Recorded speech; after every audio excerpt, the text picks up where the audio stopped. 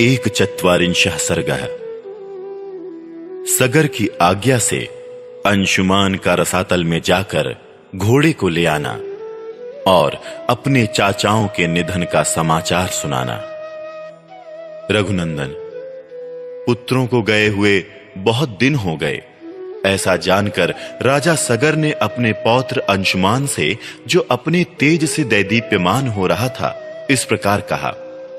वत्स, तुम शूरवीर, विद्वान तथा अपने पूर्वजों के तुल्य तेजस्वी हो। तुम भी अपने चाचाओं के पथ का अनुसरण करो और उस चोर का पता लगाओ जिसने मेरे यज्ञ संबंधी अश्व का अपहरण कर लिया है।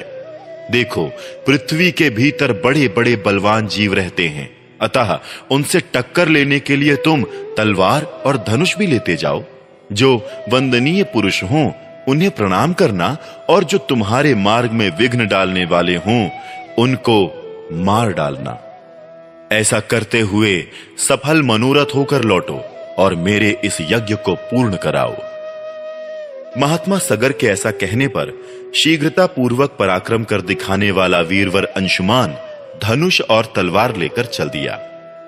नरश्रेष्ठ, उसके महामनस्वी चाचाओं ने पृथ्वी के भीतर जो मार्ग बना दिया था, उसी पर वो राजा सगर से प्रेरित होकर गया। वहां उस महातेजस्वी वीर ने एक दिग्गज को देखा, जिसकी देवता, दानव, राक्षस, पिशाच, पक्षी और नाग सभी पूजा कर रहे थे। उसकी परिक्रमा करके कुशल मंगल पूछकर अंशुमान ने उस दिग्गज से अपने चाचाओं का समाचार तथा अश्व चुराने वाले का पता पूछा। उसका प्रश्न सुनकर परम बुद्धिमान दिग्गज ने इस प्रकार उत्तर दिया। असमंज कुमार, तुम अपना कार्य सिद्ध करके घोड़े सहित शीघ्र लौट आओगे। उसकी ये बात सुनकर अंशुमान ने क्रमशः सभी दिग्गजों से न्यायानुसार फिर प्रश्न पूछना आरंभ किया। वाक्य के मर्म को समझने तथा बोलने में कुशल उन समस्त दिग्गजों ने अंशुमान का सत्कार किया और ये शुभ कामना प्रकट की कि तुम घोड़े सहित लौट आओगे। उनका ये आशीर्वाद सुनकर अंशुमान शीघ्रता पूर्वक पैर बढ़ाता हुआ उस स्थान पर जा पहुंचा जहां उसके चाचा सगर पुत्र राख के ढेर हुए पड़े थे। उनके वध से असमंज पुत्र अंशुमान को बड़ा दुख हुआ। वो शोक के वशीभूत हो अत्यंत आर्त भाव से फूट फूट कर रोने लगा। दुख शोक में डूबे हुए पुरुष सिंह अंशुमान ने अपने यज्ञ संबंधी अश्व को भी वहां पास ही चरते देखा। महातेजस्वी अंशुमान ने उन राजकुमारों को जलांजलि देने के लिए जल की इच्छा की, किंतु वहां कहीं भी कोई जलाशय नहीं दिखाई दिया। श्री राम, तब उसने दूर तक की वस्तुओं को देखने में समर्थ अपनी दृष्टि को फैलाकर देखा।